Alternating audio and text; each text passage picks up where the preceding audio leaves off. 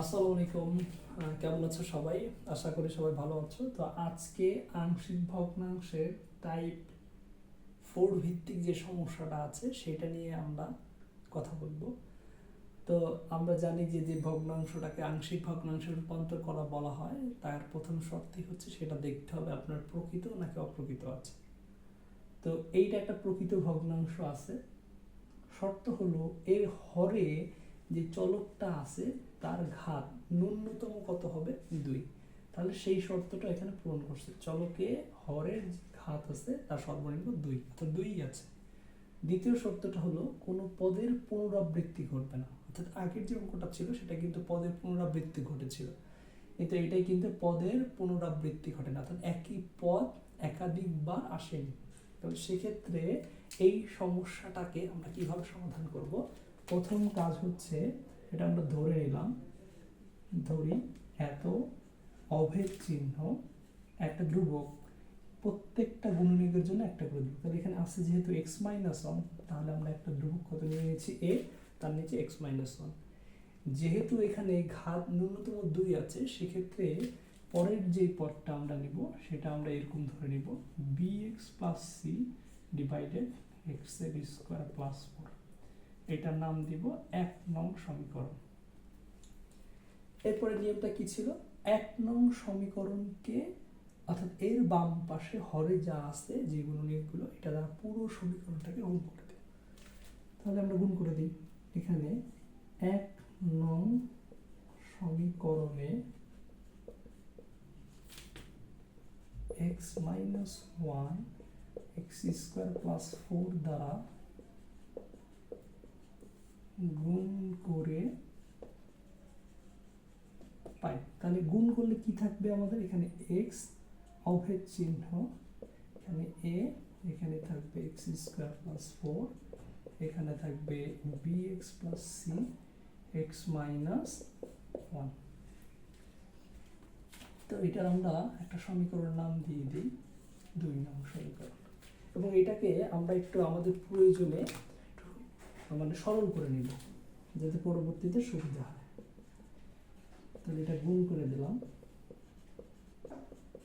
এখানে গুণ করলে bx এর square minus bx plus cx হবে। bx square minus bx plus cx minus c। এটাকে আমরা স্কোয়ার যুক্ত যে পদগুলো আছে সেগুলোকে একটার মধ্যে নিয়ে আসি। তাহলে এখানে আছে হলো a প্লাস b। আচ্ছা, x যুক্ত যে পদগুলো আছে সেটাকে আমরা একটার মধ্যে নিয়ে আসি, মাইনাস b প্লাস c। ধ্রুবক পদ যেটা আছে সেটাকে আমরা একসাথে নিয়ে আসি। তো এইটার আমরা একটা নাম দিই 3 নং সমীকরণ। এরপরে কাজটা কি ছিল? যে 1 নং সমীকরণের এখানে আমরা দেখব যে হরে যেই উৎপাদকটা আছে সেটা ইকুয়ালস টু 0 ধরে তার মান বের করা যায়। x মাইনাস 1 ইকুয়ালস টু 0 ধরে x এর ভ্যালু কত আসবে? 1। তার মানে আমরা এখানে লিখতে পারি x ইকুয়াল টু 1 নিয়ে 2 নং সমীকরণ হতে পারে। 2 নং সমীকরণ হতে পারে। 2 নং সমীকরণ ছিল এইটা। এই সমীকরণে x এর ভ্যালু কত বসাবো? 1। তাহলে x এর ভ্যালু 1 বসিয়ে দিই এখানে। x এর ভ্যালু 1, x এর ভ্যালু 1।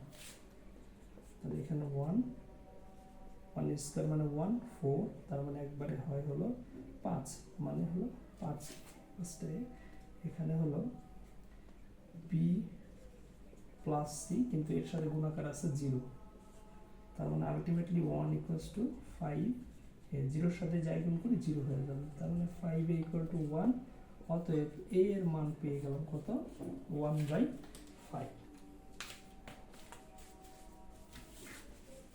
এরপরে আমরা কি করব? এরপরে আমরা a এর মানটা উপরে একটু লিখে রাখবো। a ইকুয়ালস টু কত পেয়েছি? 1/5।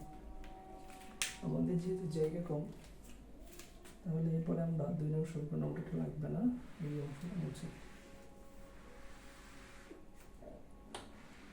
3 নং সমীকরণের কাজ আছে, সেটা হচ্ছে 3 নং সমীকরণে আমরা কি করব, এক্স স্কোয়ারের সহগ সমীকৃত করব, তাহলে আমরা এখান থেকে ভ্যালুগুলো পেয়ে যাব। তাহলে আমরা এখানে লিখতে পারি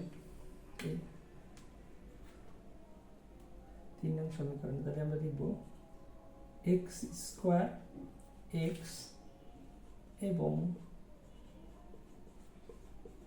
ধ্রুবক পদগুলোর সহগ সমীকৃত করে পাই।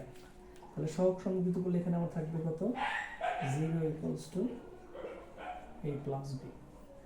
এখানে x এর সহগ করলে সমীকৃত করলে মাইনাস বি প্লাস সি, এখানে x এর সহগ কত আছে 1।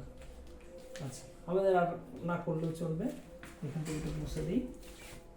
তাহলে এবার আমরা এখানে দেখি a প্লাস বি, যেহেতু এর মান আমরা জানি, তাহলে আমরা এখানে a এর মান বসাই দিলে কিন্তু b এর মানটা পেয়ে যাব। a এর মান কত পেয়েছি, 1/5, অর্থাৎ মাইনাস মাইনাস দ্বারা গুণ করলে মাইনাস 1/5 b এর মান।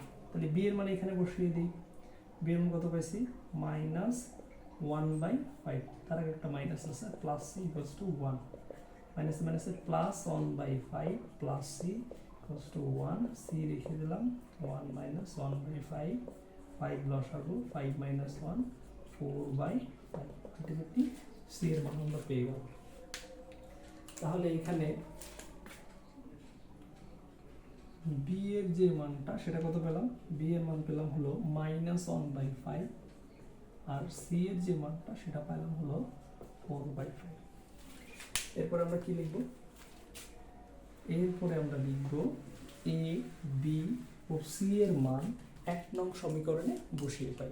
1 নং সমীকরণে বসিয়ে দেওয়ার পরে এখানে আমাদের কাজ শেষ।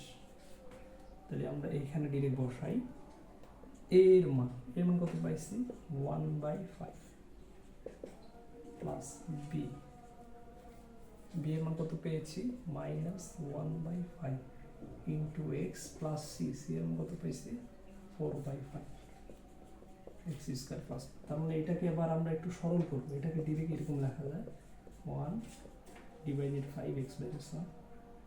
আচ্ছা, এইটা এখানে যে আকার আছে, অর্থাৎ একটা জটিল আকার আছে, জটিল ভেক্টর, তাহলে এটাকে আমরা একটু সরল করে নিই। আসলে এখানে 1/5 x 4/5, তাহলে এখান থেকে 5 লসাগু নিলে থাকে কত, মাইনাস এক্স প্লাস 4। হ্যাঁ, তার মানে আমাদের এখানে থাকতো কত, minus x plus 4 divided 5 x square plus 4। এটাকে আর একটু ছোট করলে এই লাইনে শেষ করা যাবে, এই মাইনাসে মাইনাসে এখানে কি হয়ে যাবে, প্লাস উপরে x plus 4 5 into x square 4 লেখা যাবে, কারণ এইটার নিচে আসছে হলো এই ভগ্নাংশটা, তাহলে 1 চলে যাবে উপরে, এটাকে আমরা সহজে এইভাবে লিখতে পারি। এইটাই অ্যান্সার। আশা করি সবাই বুঝতে পেরেছো, যদি কেউ বুঝে না থাকে তাহলে কমেন্ট বক্সে কমেন্ট করো কোন জায়গায় তোমরা বুঝতে পারবে। ধন্যবাদ।